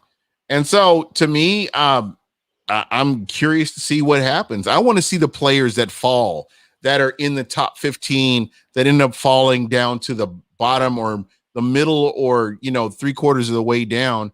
I want to see what players are going to be available, because some player, I can promise you, I'm going to say this here, and I know this sounds ambiguous, but I believe that there will be some player that will drop down at number 32 the Bucs were not expecting to, that will be available. Kind of like how O.J. Howard fell to the Bucs at number 19 in that draft. Yeah, there's always players that do fall that are supposed to be traded earlier. So it'll be exciting to see who it was. No, I was saying, like, I'm with you. That's the first name I thought of was O.J. Howard and how he wasn't expected to be there. No. Now we know the first 3 picks are going to be quarterbacks. Right. So that's going to push another player down. And then if another quarterback goes, that's going to push another player down. Mm-hmm. Another quarterback goes, which I think everyone's projecting 4 or 5 quarterbacks going round 1. If 5 go, that's an extra player that drops to us. That's 26 other players that, are up for the taking that are non-quarterback related. There you go. That's just going to be fantastic for the Bucs. And somebody's going to have some freaky need or something that you wouldn't expect. And they're going to be like, oh, okay, we're going to get this. We're going to take this player. Like John Gruden is going to take somebody you're not expecting. Yeah. He's going to be like, I want that. He's going to take a Clemson or a Alabama. I'm going to take that popcorn vendor from over in row 3. Everyone's like, he's 132. I'm going to draft him. He's not in. They'll be like, he's not in the draft, Gruden. He's like, I don't care. I want him. Yeah, there you go. Ramona K was saying Todd Bowles is an outstanding coach, but his bread and butter is defense. Leftwich has been with Arians since the Arizona Cardinal days. I'm going to say this. I think Tom Brady needs to be factored into how much of a change there was with that offense after the bye. I'm going to say that. I'm going to stand. I'm going to die on that hill. I think that's when, Leftwich, Arians, and Brady came together and they're like, this is what we're doing. This is our style. Mesh all of their styles. That was the marriage that we talked about. You had to have them all working together on the same page. Yeah. Because before then they were all running their own kind of style and not together and not cohesive. So after that bye week, it was like, yeah, they married and they became happily married and won the Super Bowl. There you go. Dude, what you got going on this weekend? Oh, no, nothing much. Have you guys seen the show Ted Lasso? No. Oh my God, I'm so addicted. It's think of it as like a happier version of like Major League, but like for soccer. And I don't know why it works so well. I've heard of that. Yeah, with like the horrible bosses. Yeah. Oh, it's on Apple. We're binging like. Oh, it's on Apple TV. Yeah, you got to give me the link there. Or yeah, we'll talk offline. This looks. Oh good. Yeah, we'll talk offline. Yeah. We're all legitimate, and we don't use any illegal streaming. No, there's no such thing. We don't believe in illegal. Illegal's wrong. Bad. No. And all right, well, I'm gonna let someone else call in. All right, man. It's been great speaking with you all. Hey, thank you for calling in, man. I appreciate it. Talk to you again. Oh, and again, hey, I want to say this. Everyone. I want to say this, KB, before you get off, and Christina. Shout out to both of you guys. Robbie from Smack Apparel has nothing but great things to say about both of you. I'm glad we're all working together, and we're really helping out Smack Apparel. As you can see, Christina's rocking hers tonight. I'm rocking mine in Tampa Bay. There you go. And of course, I'm sure KB on his treadmill, Smack Apparel t-shirt or hoodie. Yo, this is the easiest cardio I've ever done in my life. I love it. 40 minutes just gone. There you go. Well, dude, you're always welcome to call in, man. You're greatly appreciated, and you have a great weekend, brother. All right, love you, Gene. All right, love you too, man. Bye. All right, there we go. Another satisfied caller. Again, this is great. The chat has just been crazy. Hopefully you guys are able to get your comments in. Kevin Stewart, I appreciate you so much. Oh, we got another caller. You are live on Buc What You Heard. Who are we talking with? Mr. Buck, everything. Mr. Buck, everything. This Right here, man. Long time listener. How you been, man? Man, just chilling and working. That's about it. I have to ask you real quick. Are you still celebrating the Bucs victory over the Kansas City Chiefs? I'm still on that high. Every day. Real quick. Every day I go into work, I tell everybody, hey, put some respect on our name. Put some respect on our name. Every That's day right. we go into work. Hey, did you sell? And I'm guessing you're in Georgia. Yeah. So did you celebrate 328 Day?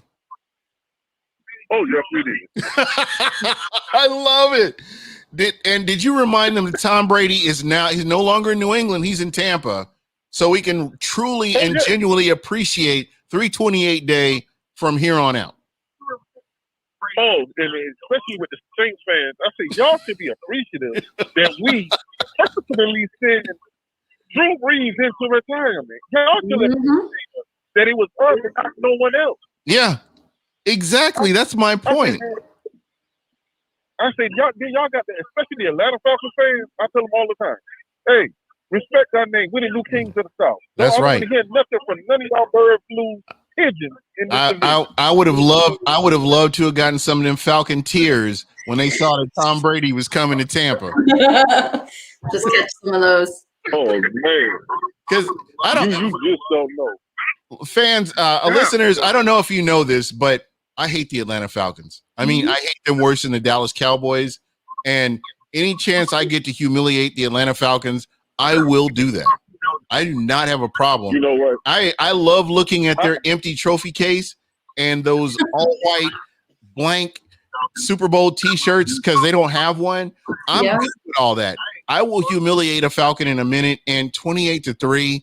I mean, what better number equation? There you go. Embarrassment is there. An embarrassment to the entire NFL. To the NFC South, especially. Yeah. Look, that we let them win. I get a lot of hate here in Georgia. How are you a Bucs fan and you're in Georgia? I say because I couldn't stand the Falcons. They let you down too much.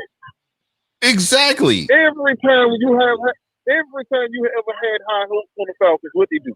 They let you right on down. That's right. They had the Super Bowl locked up. Time. I mean, this is a team that had the Super Bowl locked up. You had people going home. Yeah, and Brady was like, nah, I ain't having this. Yep. So it's pretty much what it is. So what do you think about this offseason, my friend? I love it all. You know, I feel like we did a great job on the offseason, brought back everybody. In this whole draft field, we doing nothing but drafting for depth. But I still say the one key thing that we got to bring back still is AB. I know a lot of people look at AB like, nah, we don't really need him. We don't really need him. I say we need him for depth. I say when you look at last year, when Godwin had a little hand injury still, Evans still was going through a little situation. You couldn't depend on Scotty, and you couldn't depend on Tyler has no feet. I'm sorry. He got great hands, but he has no feet.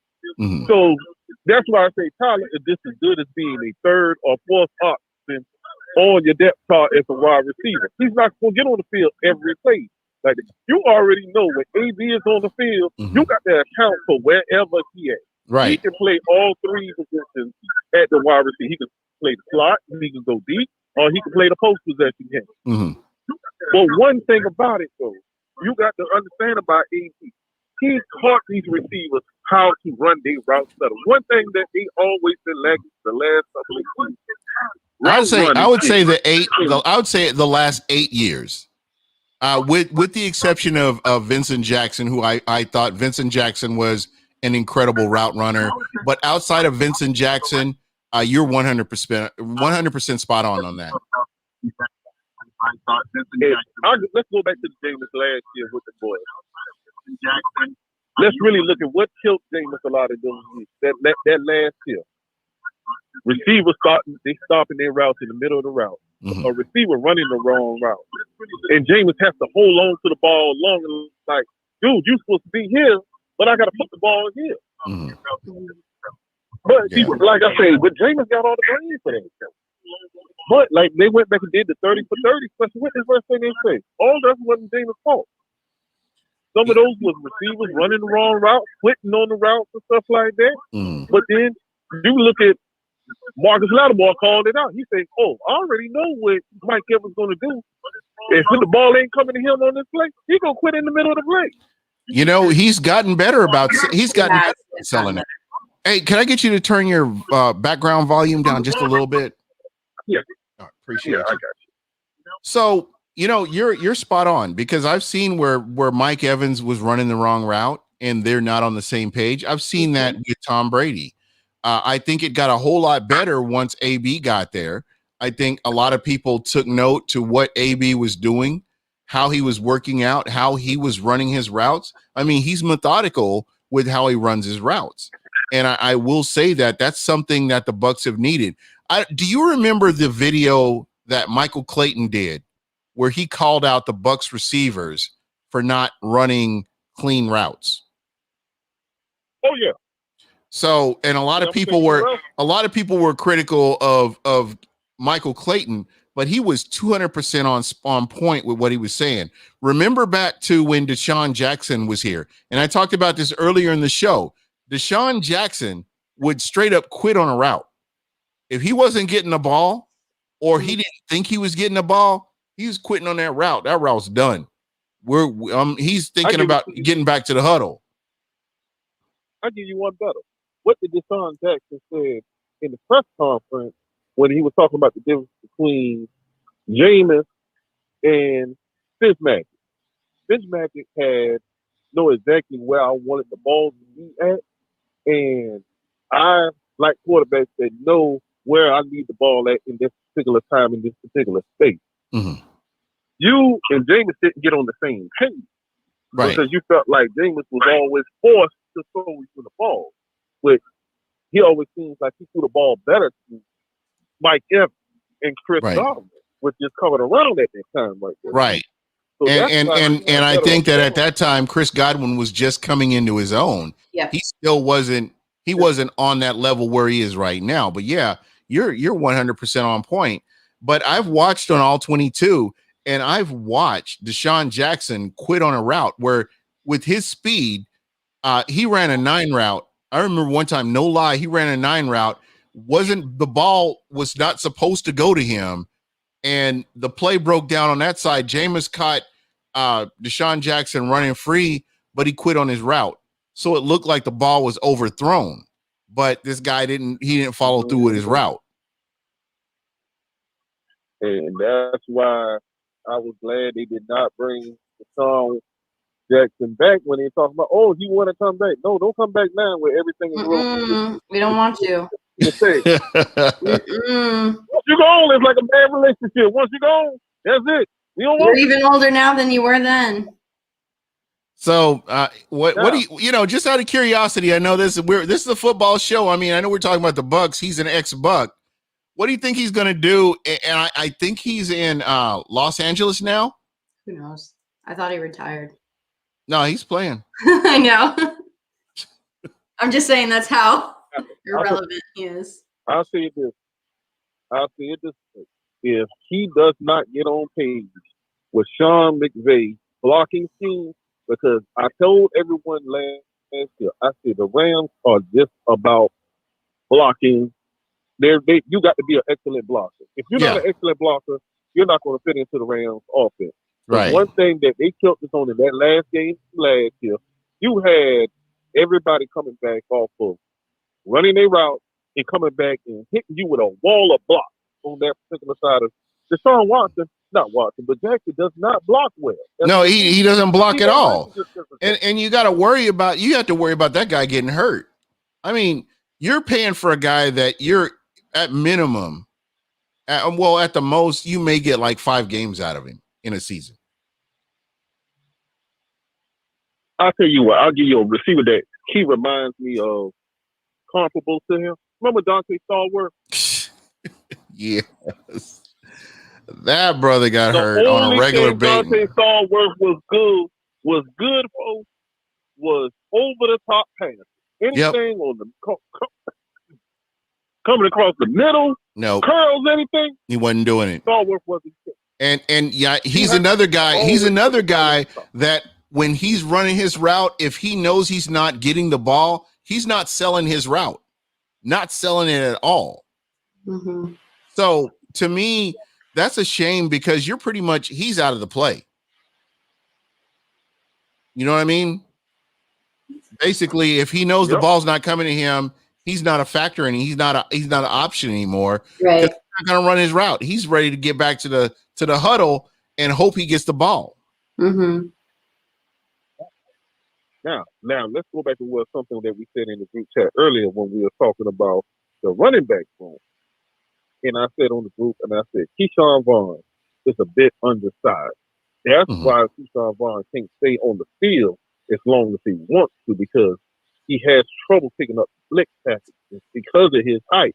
Now, let's go back and think about who that reminds you of the year before. OG Auburn Wally. Yep. Same issue.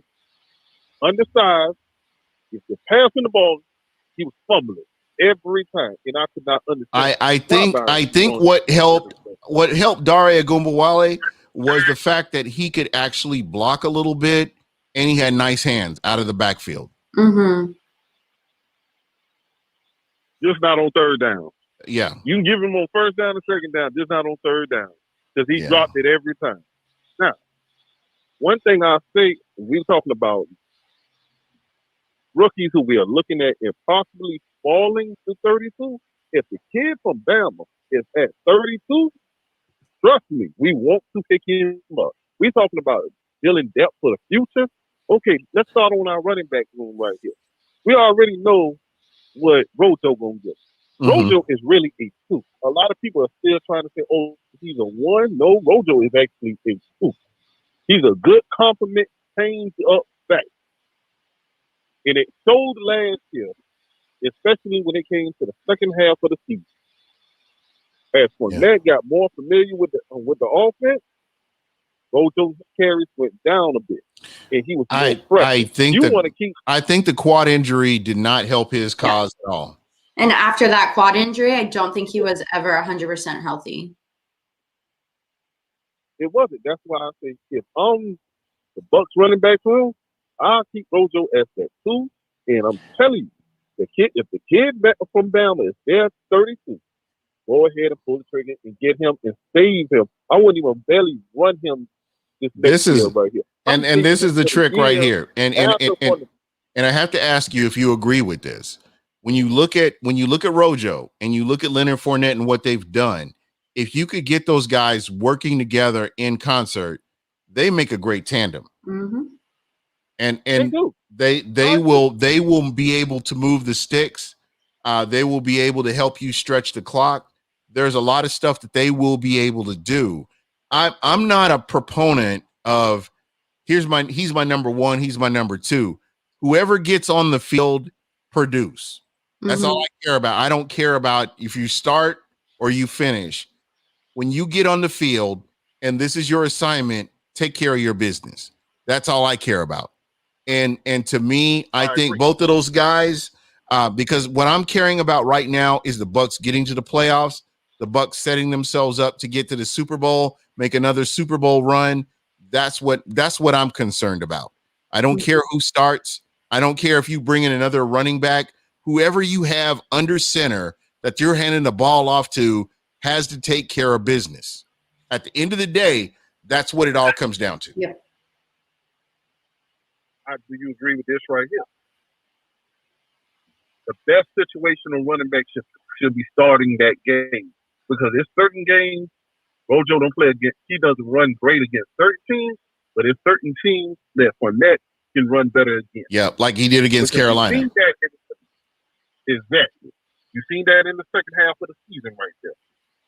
Some games, Rojo couldn't get it together. Right. Aaron's put it right on the bench. Fournette came right in the game, didn't skip a beat. Especially like in the Washington game. The Washington game would not been a good game for Rojo, because that was a very physical defense right there. Right. And you got a defensive end that can run from sideline to sideline and up and down the field, and Chase Young that can run you down. Yeah. I think shout out to Donovan Smith. Donovan Smith did a great job with Chase Young, by the way. Mm-hmm. Yep, he did.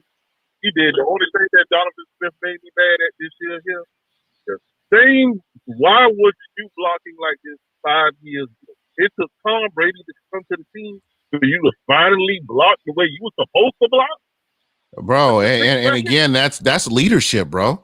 You know, Tom Brady effect. there are intangibles, and you know this as it sounds like you watch a lot of tape, you follow football a lot. You realize there are just some people that are that dude, that dog, and they can get other people to play better around them.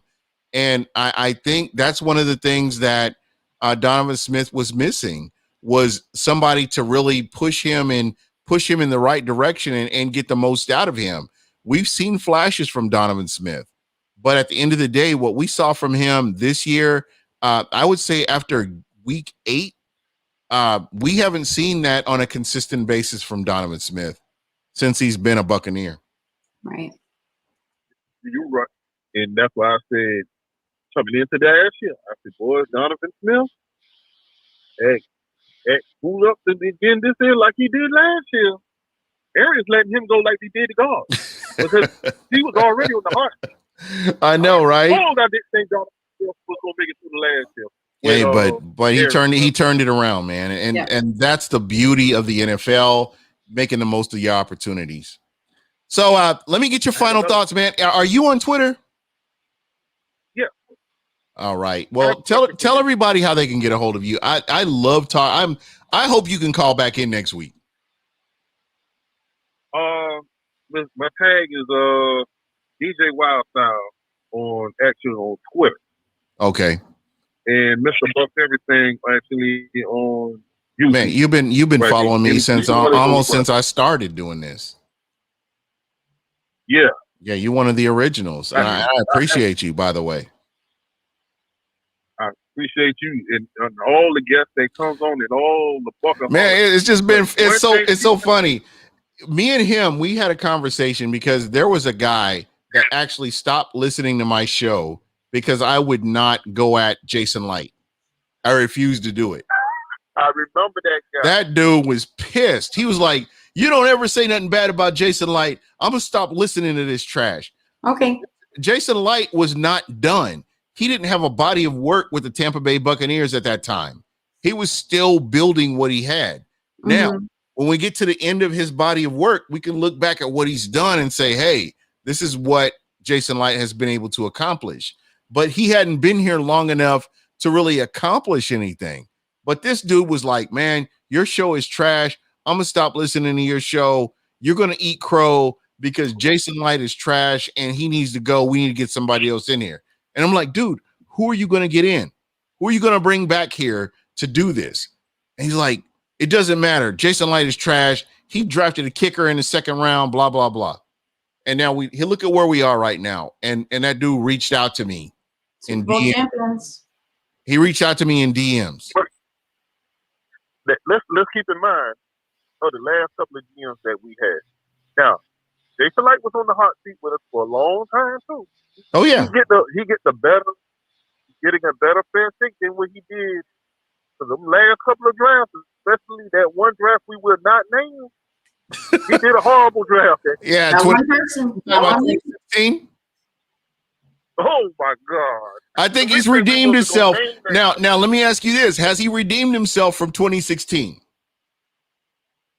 He redeemed himself, but I don't think it was him pulling the trigger on the guys that were picked.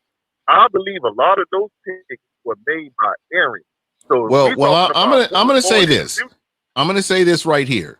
It takes a village, and I think when you're working collectively, that's where it all comes down to, my friend. Because the general manager is supposed to get those players that work in the head coach's offense and defense. So when you've got all these talent evaluators, scouts, coaches, I mean, I think the Tampa Bay Buccaneers have the largest coaching staff in the NFL, and they have it for a reason. And the fact that they won a Super Bowl with all these people, I mean, that tells me that something's working. So yeah, you may 100% be right with what you're saying, but what I believe is they worked together. They worked in tandem, and it's not just one person, right? And as much as I'd love to get credit to one person, they worked together as a unit. They came together. I think it was a match made in heaven for Jason Light to bring Bruce Arians in. You've got Todd Bowles, Byron Leftwich. There are just so many other coaches that we haven't talked about, but they all work together and they all got players that were able to produce on this team, and they got them a Super Bowl.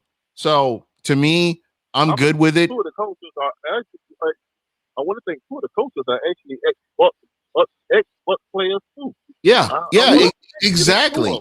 And I think that's what you have to factor into all this is, whatever's working, that's what you want. That's what you want on your team is what's working. So yeah, you're probably spot on that it wasn't all Jason Light. I've always felt that when Robinson went to Tennessee, Jason Light kind of took a step back. But I think once Bruce Arians got here, I think he took a step forward, and he's had nothing but successful drafts since Bruce Arians has been here. I'll give you one more before I go. At the end of Bruce Arians' tenure, you keep him, or do you include him, move him up into the front office? I'm moving him to the front office. If he wants. If he's willing to make that move, absolutely, I'm moving him into the front office. Mm-hmm.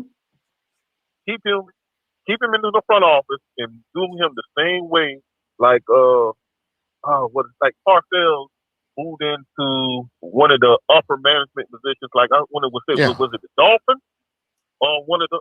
I was thinking was it the Dolphins, but he's still around in the organization, still having his influence and his imprint on the organization. Arians is one of those coaches that you still want him around and keeping his imprint on that team right. I totally get what you're saying. You have a Leftwich that's a head coach.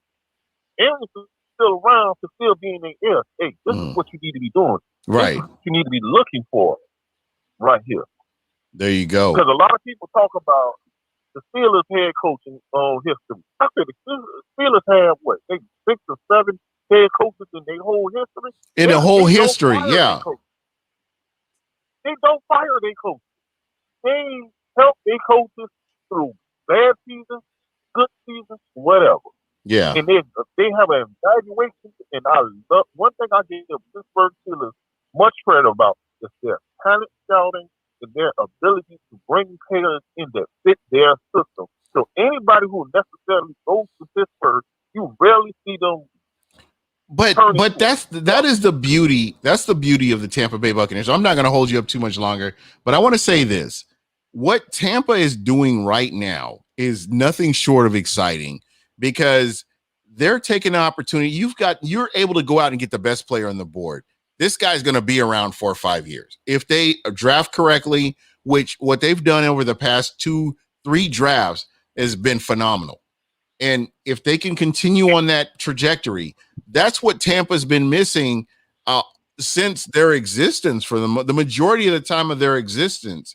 If you look at all the missed draft picks that Tampa has had since the beginning, and then you look at what Bruce Arians and Jason Light has done, they've corrected a lot of that. And if they continue to correct that moving forward, you're going to continue to have a dominant team regardless of who the head coach is.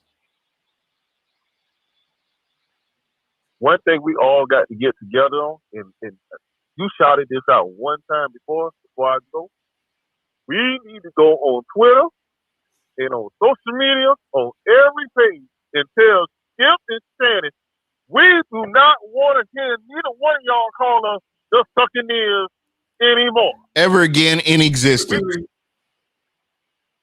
Ever again. Nope, we will not wear those paper bags over our heads anymore. I will punch somebody. If I'm in the stands and I see somebody with a paper bag, we getting into it. We gonna move some furniture up in there.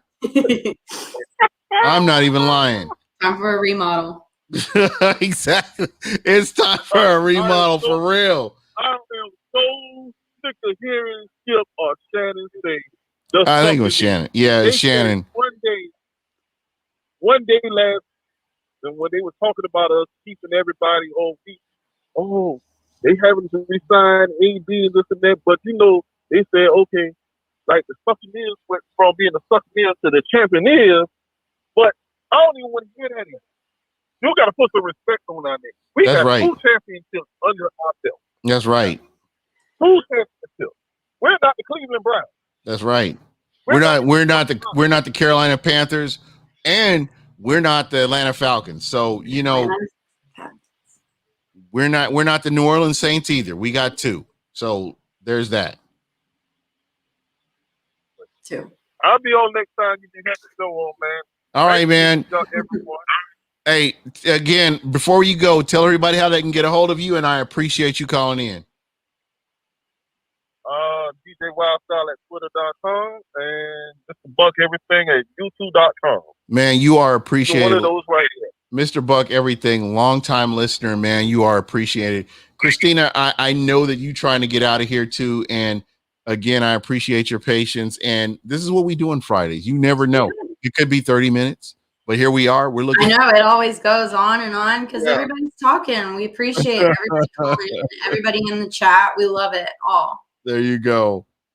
There you go. All right. Well, hey, I appreciate you, my friend. Thank you for calling in. We're gonna go ahead and get out of here. But again, thank you so much for calling in. All right. So, I think if you need to go, I feel you. I'm gonna get one more caller. Chris Worthen. This guy, we follow each other on Twitter. Yeah, I know Chris. Yeah. Chris is trying to call in. I wanted to see if we can get him to call in and see what he says before we get out of here. But I think that will be the last call. If I can get him, if I can't get him here in the next few seconds here, we'll go ahead and roll up out of here. Because I know that you want to spend time with your family. I want to spend time with my family. And, that's just kind of what it is. But I appreciate you. Oh, well, he probably forgot about us. Oh, wow. Yeah, those things happen. Anyway, tell everybody how they can get a hold of you, Christina. I appreciate you. And hold on. All right, you are live on Buc What You Heard. Who are we talking with? What's up, man? It's Chris. What's going on, Chris? How you doing, man? I'm doing well, man. Just watching the Rays game. All right, what's the score? 1-0 Rays. All right, I hate Stu Sternberg. Fuck you, Stu. Take that to Montreal with you asshole. But anyway, go ahead. How you doing, man? I'll enjoy the Rays while they're still in Tampa. Yeah, I'm doing well. Enjoying my Friday night. I know what draft is at the end of this month. Yes, sir. We're ready. We're ready to roll, man. You may see me in Cleveland. You may see a Buc What You Heard. I am actually shout out to Smack Apparel. Yeah, some Smack Apparel in Cleveland. Yep. There is a potential. I'm bringing my little field goal thing down there too if I go. But Smack Apparel is working on a Buc What You Heard t-shirt, and we're going to give out like maybe 24 of them. So keep that in mind. Of course, Christina gets one, and of course, spot on. Kevin Stewart, happy Easter to you, my friend. But what are your thoughts on this offseason? I wanted to get your thoughts. I know that you wanted to call in and kind of talk a little bit. Let me get your thoughts on everything, what the Bucs are doing. Are you happy with where we are right now, or is there something they need to do better? I think we're right where they need to be. Before the offseason started, even last year, I was saying, they're not going to be able to retain everyone. And they did. I mean, I think. You remember me and you were on the same page, bro. I don't know if you remember that or not. Maybe. Come on, man. Me and you were on the same page. Are you serious? And now it's maybe. What kind of stuff is that, man? Oh, never mind. You own an Xbox. Never mind. That explains everything. Go ahead. No, I was probably drinking and couldn't remember. So, so I'm going to ask you this just real quick. What are the Bucs going to do at number 32? They can do anything. You know what I mean? Oh, snap. We are. You know what? Peter. Yeah, I was going to say Peter just got on. Oh, no doubt. Okay. Well, I'm sorry, bro. I got to cut you off, but I will be back on here shortly. I probably going to get on tomorrow, but we're going to go ahead and jump off here so Peter Blake can get his show started. I apologize. I've gone over. I wasn't expecting to do that. All right, man. Y'all have a good night. All right. Good night, All right. everyone. Good night.